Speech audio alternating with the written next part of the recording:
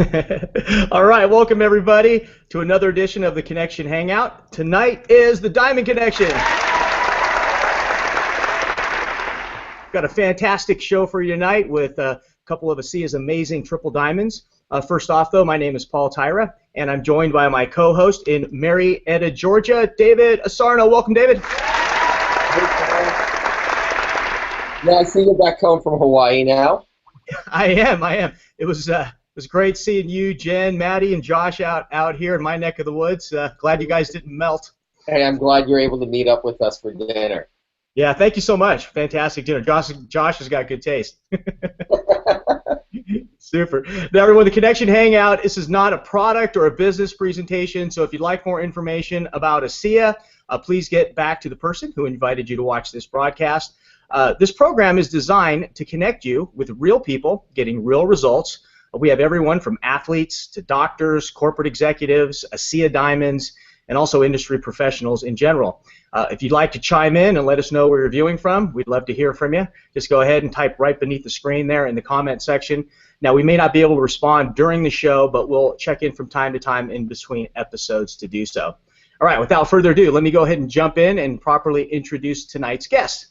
Bo and Cindy Buck are triple diamond executives with ASEA. They reside in Carbondale, Colorado. They are members of ASEA's $1 Million Club. They are both super athletes, with Bo's primary sport being rugby and Cindy's being skiing.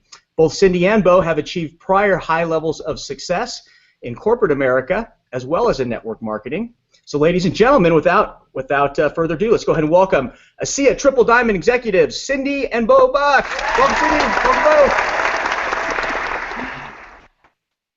All right, welcome, guys. Thanks, man. I was talking to Bo earlier, working on his deck, and he was excited to be able to do it in the middle of the week, then to have to force him to have to do it on the weekend like he used to. we got to get some pictures of that one afterwards. All right, well, let's get started and just talk about what life is like there in Carbondale, Colorado, where exactly on the map that is, and a life in the day of the Bucks out there. So we're just right outside of Aspen, Colorado, Paul, in the Roaring Fork Valley. So we're on the western slope of Colorado, and it tends to be, we're high in the mountains. You know, Aspen resides about 8,000 feet. Carbondale's at about 7,000, 6,000 feet elevation. So it's gorgeous. It's not quite as hot as Las Vegas, I'm sure, but it's plenty hot here in the summertime. But we definitely have 4 seasons. So it's a beautiful place to live. Super. What do you guys like? What do you like on a daily? I know, but like I was saying, Bo was talking about redoing his deck now. I've heard you've got a beautiful, gorgeous home out there. What do you recreationally and things? What do you guys kind of tap into? Well, you know, you were asking a little bit, Paul, about what our day is like or whatever, and you know, we get up and we're able to plug into things like the charge up call. We do quite a few business calls before that, many times, and then after that. But then we go on to our day as far as working out and prospecting into people on our list. If not, then we just keep going and doing what we're doing. And as you had mentioned, I was working on my deck, and I kind of enjoy the fact that I'm able to do that during the week so I can enjoy my weekends, because usually people, I was sitting there before I would be working at my job, and then I'd think about what I had to accomplish over the weekend, and I'd do that all weekend and wouldn't be able to enjoy the weekend with the family or with our friends. So that's been tremendous. Tomorrow, Paul, I'm going to jump in a boat with it's a couple of friends of mine, and we're going to float the river for a while, and then we're going to get out and enjoy the sunshine. So, you know, it's nice to have the freedom to do, you know, whatever the day presents. Awesome. Now, Paul mentioned, you know, rugby and skiing, and so is that something that you guys are still active in and participating in? Well, I tell you, I actually retired from actually playing rugby back in 2007 when I was 47. So, but most people usually retire in their late 20s or early 30s. So I was very fortunate to be able to continue to play internationally at that level and really enjoyed it. But right now I'm on the board for our local club, as well as I am in charge of for last year, this year, and next year of what's called the Aspen Ruggerfest. And next year is the 50th annual. So that's why we committed, a friend of mine and I committed for 3 years to bring us through the 50th. It's really exciting. We have about 25 to 30 teams that come in here, 15, so you got about 40, well now about 30, 35 people per team, and their loved ones and all the support people come into Aspen. And Aspen's really unique because our rugby pitch is smack dab in the middle of town. They don't charge entry fees, and people just walk right up, and you hear the cheering, and you end up with 2,000, 3,000, 4,000 people watching a match on a Saturday afternoon. And framed in one set of goalposts is Aspen Mountain, the ski area, and framed in the other set of goalposts is Red Mountain, which is a gorgeous bunch of multi-million-dollar homes across the valley. Awesome. Yeah, and as far as skiing, we both ski regularly. I still teach a little bit. I'm a private ski instructor in Aspen. We've got 4 mountains out here: Aspen Mountain, Aspen Highlands, Buttermilk, and Snowmass. So yeah, we definitely take advantage of the snow in the winter time and get out and about here mostly, but every once in a while we'll go on a powder trip somewhere or a helicopter trip somewhere just to discover a new area. Cool. Sounds like fun. You do those the heliskiing things. So they take you like remote. You don't worry about avalanches and all that stuff. Well, the people that run those trips are pretty safety conscious, so they're responsible for that. Right on. That's awesome. That's fantastic. All right, let's shift gears over here to ASEA. And how were you guys introduced to ASEA, and what motivated you not only to use the technology for your own benefit health-wise, but to sign up as an actual associate and build a business?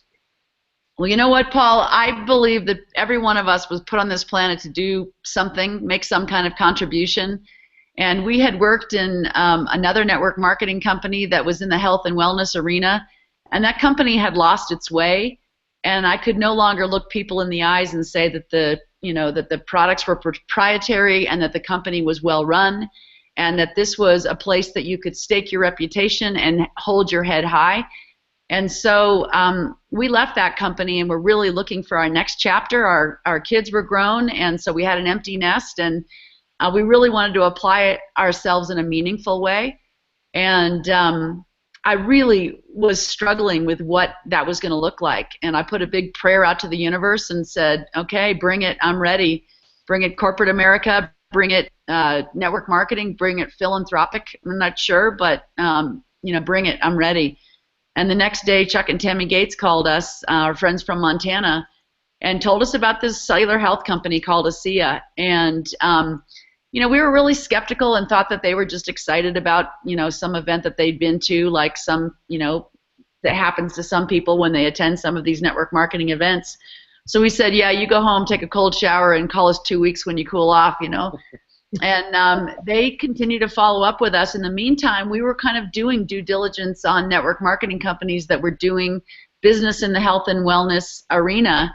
And after several months, six months of traveling all over the country, looking at a variety of network marketing companies from many different standpoints: leadership team, compensation plan, product, proprietary nature, corporate leadership, ethos of the company. There was just absolutely nothing that held a candle to ASEA. So when we met the people that ran this company and understood what their business plan was, bringing this proprietary technology to the globe and getting it into the hands of the most amount of people everywhere, we thought, well, we would be absolutely ridiculously dumb not to lock arms with these people, because they are smart, they're ambitious, they're ethical, and I think together we can do amazing things. And so we jumped in with both feet, and we've never looked back. It's been the best. It's been one of the best decisions of our lives. Absolutely, but I tell you, we should state a few things here. Before we did our total due diligence and met the founders of the company, I actually looked at Cindy and I said, so we're not doing the pool water thing, right? And she said, yeah, definitely not. We're not doing that. And I have to give a lot of credit to Chuck and Tammy. Chuck called us up and he goes, you guys don't get it. And we're like, you're right, we don't get it. And he said, look, just trust me on this, get involved, and after you do your due diligence, you'll be glad you did. From that point, we spent our $40, got some product, and as Cindy said, then we flew in, met the founders, and basically put our heads down and just went, holy crap, let's make it happen, And to be honest with you, Cindy, hit the ground running. I was doing another job. I was up at 4 a.m. in the morning and home at 8:30, and driving over a mountain pass every single day, 5 to 6 days a week. And so I was working for money now, and she was working for our future. And, it turned out in the end, thank God she did, because I ended up having a medical situation and wasn't able to go back to work for about 3 months. And that's when I ended up leaving the workforce and joining Cindy full time, because she had built quite a foundation that we were able to live on. And, as I look at it right now, thank God that we had worked on our plan B before we needed our plan B, because if we had, no way. It was 2 years and about 4 months to the day when I left the construction management. So it doesn't happen overnight. That was a very huge benefit, though, from Cindy putting her head down and going to work. Well, and Paul, I remember meeting you. We were looking at the not only the corporate leadership but the field leadership, and we were so impressed with the quality of the people that this amazing biotech company was attracting. I mean, these were high caliber, fun, ethical, smart, ambitious people. These we were just, when you look around and you see who you're going to be working with, in the field, that has a big weight on our decision as well. And meeting people like you was definitely an attribute.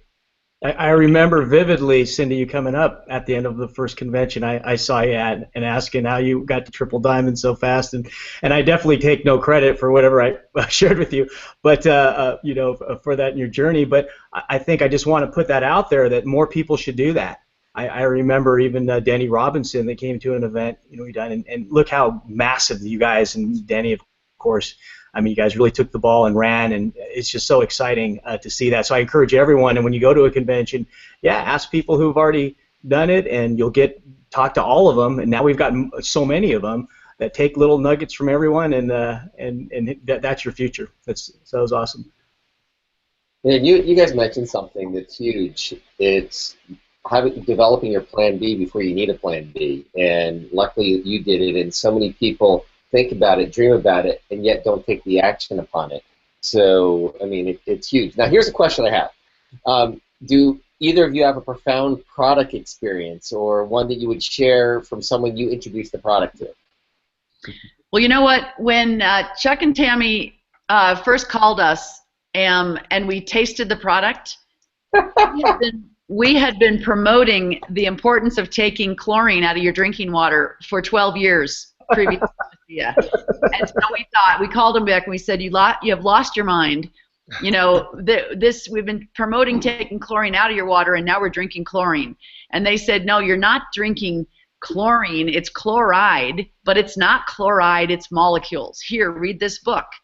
And they sent us this book called The Science of Healing Revealed: New Insights into Redox Signaling. And it's an 80-page book that has little pictures of cells and big words like glutathione in it.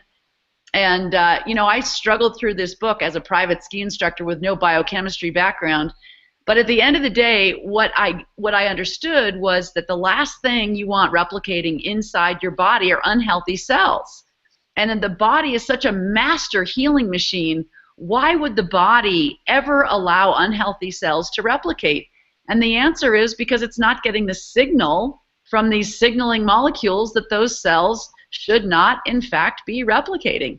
So when I understood that very basic concept, I thought, well, if this is true, and the other piece of the puzzle was I heard Dr. Gary Samuelson, who is the atomic medical physicist that stabilized the molecules and identified the mechanism of action, redox signaling molecules. He said the real hurdle he had to get over was how could something be so bioactive and yet non-toxic? And the reason was he had never dealt with anything that was native to the body before, something that the body already made, just made less of as we age. And so when I put those two things together, it was completely safe. It was something that the body made less of as we age, and so if we replenished it, the body would work like it did when it was younger. And the last thing you want replicating in your body are unhealthy cells. I thought, well, shoot, if this is true, then this should help my friend David, this should help my friend Don, and this should help my friend Catherine. And I reached out to these guys who had all kind of different cellular imbalances. Catherine had an infection from a surgery, and Don had a platelet count problem from a treatment, and David was told to get his affairs in order. Okay. When they started taking this technology and they got better, that's what convinced us we were onto something massive. It wasn't our experience, it was their experience. So, I mean, we had things happen in our family. Our most profound experience happened with our 15-year-old dog when we gave him ASEA, and he lived for 2 more years, a very much better quality of life than he was living before giving him ASEA. And then when he was ready to go, he just died with no suffering or anything. So, I mean, we had some things happening in the background in our families, but the thing that turned our heads was when our friends got better. And so the lesson there is, don't wait for something profound to happen in your own body, you know, before you reach out, because somebody else is praying for this stuff. You mentioned something that's huge, and you know, you gave it to your animal, and because there is no placebo effect with an animal. And I had 2 cats that were diagnosed. You just made me think about it. I just thought about cats. They passed away, one at 17 and a half, one at 19 and a half. And yet 3 years earlier, they were diagnosed with kidney and thyroid challenges. And my one cat couldn't even climb the stairs onto our bed. And, you know, 3 months after putting just little droppers in their mouth, she's hopping up on the bed again. So it's amazing. You brought that up. It triggered something in my own mind. Yeah. Yeah, it's profound. And, you know, a lot of people take well-being for granted. You know, we because we've been in health and wellness for so long, we've been introduced to a number of different presentations. We went to one presentation where a doctor named Dr. Nairan Naidu showed us on a huge screen about the miracles that happened inside of our bodies that we take for granted every single day. And it was like watching Fantasia on screen, but instead of some kind of Disney production, it was scientific footage of our bodies, what happens at the cellular level inside our bodies. And when I saw that, I mean, there's so much that we don't know. And, you know, if we can just tap into that native intelligence that the body has and let the body do what it was designed to do, which is heal itself at the cellular level, we're onto something massive, and that's what we're onto. Yeah, you know, another quick thing to mention as well is that Cindy and I did have responses to the ASEA. They were subtle, though. We had our fingernails started growing really quickly. Cindy's hair is the thickest it's been her whole life. I cut her hair. I've been cutting her hair for 32 years now, and it is the thickest, fullest hair it's ever been. Like whites of your eyes getting brighter, all things that are real indications of positive things happening on the inside. But guess what? We didn't have a challenge to begin with. So what were we looking for, right? So if you're switched on and really thinking about what's going on, we were sleeping more soundly, we had more energy. It wasn't like a huge burst or anything like that, but we didn't feel a big sluggishness or something at 4 or 5 o'clock every afternoon. So just with those things, which are subtle, they don't necessarily, stand out in your mind, but they certainly impact your quality of life. You know, and one more thing is that, you know, we couldn't test it from a health perspective because, I mean, thank goodness, knock on wood, we're healthy. So we're taking it so that we don't get unhealthy, right? That's our whole motivation for taking it. But we could test it from an athletic standpoint, and we'd heard all these athletic stories. So the Pro Cycling Tour came through Aspen, and I thought, you know, maybe I'll put a booth at the finish line. And then I thought, you know what I really want to do? I want to ride my bike from the bottom of Independence Pass to the top of Independence Pass. So I'd be riding a bike up a mountain pass about 20 miles uphill from 8,000 feet to about 14,000 feet. And I don't ride my bike. My bike sits in the garage, really nice bike, and it's getting spider webs. So I thought, you know what, I'm going to do it. I'm going to put the ASEA to the test. So I drank 16 ounces of ASEA on this bike ride, And I also drank water, and I had food at the top, and I cheered on the bike riders at the top. And then I rode 20 miles down in the rain. And I knew the next day I was going to be a train wreck because especially my neck from holding up my head and my thighs because my seat was a little bit low and I wasn't strong enough from not riding my bike to get off and pedal while I'm standing. So anyway, the next morning I woke up, I was not sore at all. Now that blew my mind. That just didn't make sense. So I would challenge people that really have skepticism, and I think it's healthy to have skepticism, go out and test it from a scientific standpoint. I mean, it starts to make sense in your world, whatever your world is, that your cells are becoming more efficient, and that is priceless. Fantastic. Bo mentioned earlier about, I'm going to shift back over here to the benefits that you guys have experienced financially, lifestyle-wise. He mentioned briefly about his having to drive through this dangerous pass, and I remember you, Cindy, too, at a previous convention, saying that was your goal, is to be able to have him not have to do that. At the following year convention, that goal was achieved, and it was really, really very emotional, impactful for all of us. Can you describe and share that moment and what happened there with Bo on stage? Yeah, it's really important to have a concrete goal, and many of us are very altruistic, and we want to help people live a better life and all that kind of stuff. We want world peace, that kind of stuff. But I mean, our goal was very concrete. We knew how much money we had to earn for Bo to quit. We knew that we wanted it to happen sooner than later. I was very scared that road was going to swallow him up before I could buy him back. And so I put my head down, and I knew it was possible with this vehicle. It was just a matter of putting together a leadership team who was willing to duplicate what this company had started and help us get the word out and create networks of their own. And so we had a really specific goal, and when it manifested in our real life, and Bo announced at that convention that he was quitting his job and that he was coming to work with me full time, without even telling me first, but telling all of you at the same time he was telling me, it was definitely emotional. And I think what occurred to Bo, and he can speak more to this than I can, but the night before we'd had a team party, and we had a bunch of golf balls because that's where this check was written. And we had everybody put their goals on the golf ball because we had to understand what their goal was and the time frame in which they wanted that goal to be accomplished in order for us to help them accomplish their goals. And there were hundreds of golf balls being put into this basket. And Bo, I think you had an epiphany that night. Well, I tell you, it was emotional there, seeing hundreds of golf balls. I think it was about 150 or 70 or something, but quite a lot of golf balls, and they were actually signing these commitments and goals over to Bertus and Jim Pack, which I think was important as well.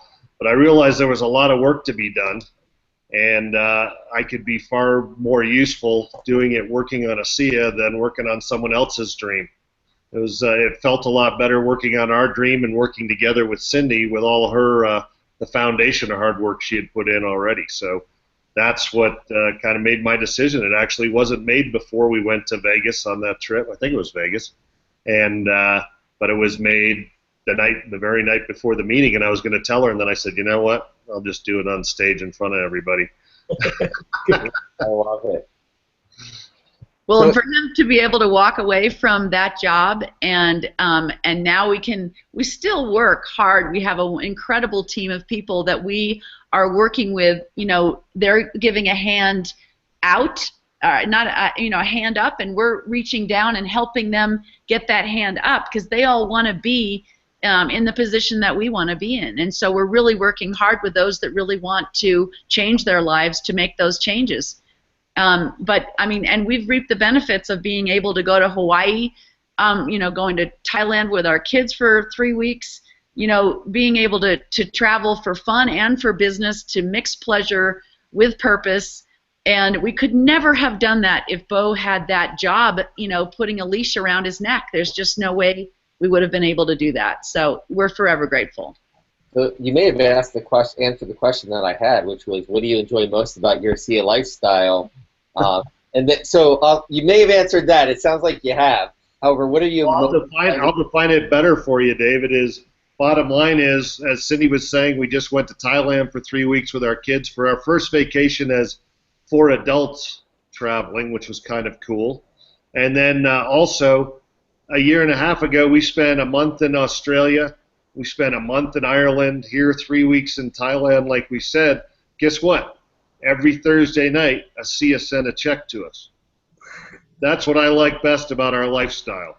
Whenever we used to travel, whenever we used to vacation, you know what happened when we did that? No money went into the funnel. You had to come back. Unless I had one job I had, you got paid vacation, but you were only allowed your 2 weeks or whatever. So to be able to have the money continually come in, and we were paying bills out of it because, hey, the bills still come. They're residual too, aren't they? And just to be clear, it was digitally wired into our bank account. They didn't physically send us a check. That's old-fashioned network marketing, right? What are you most excited about ASEA? Say that again, David? What are you most excited about for ASEA's future? We haven't even scratched the surface. This thing's about ready to explode. We have, for the past 6 years, collectively set the infrastructure that's necessary to be able to handle the growth that's possible. And so last year we did about $78 million annually in sales. Our manufacturing facility can produce $500 million in the liquid and $300 million in the gel. So we are poised for massive growth. We're on a massive global expansion right now as we speak, opening up all kinds of countries.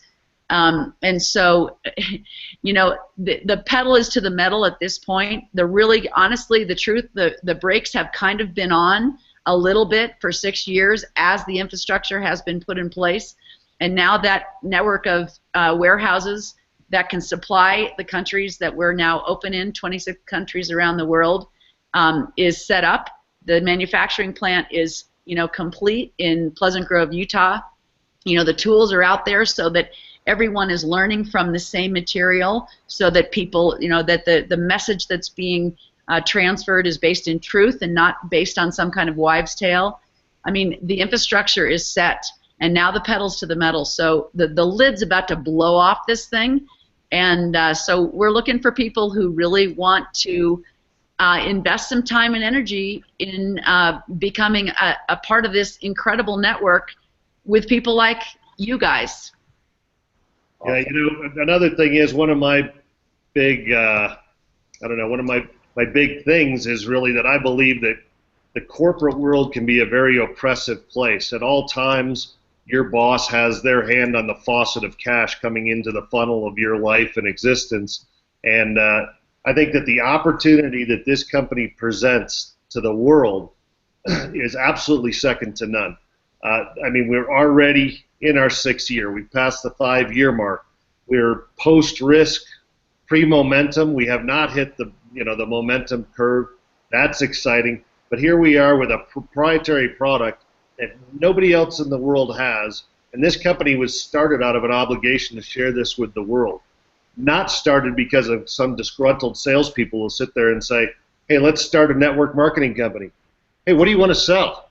It doesn't matter. You know what? Everything matters here. And what I really talk to people about is what we do matters. And it's so important for people to understand that sharing this saves lives, sharing this saves lifestyles, and in many cases, marriages, kids going to school, etc. I think it's so important and so exciting to be where we are right now. Yeah, just this week we've talked to people that are graduating from college and going into the workforce, and they're absolutely shocked how little they're getting paid. And so that's a reality check.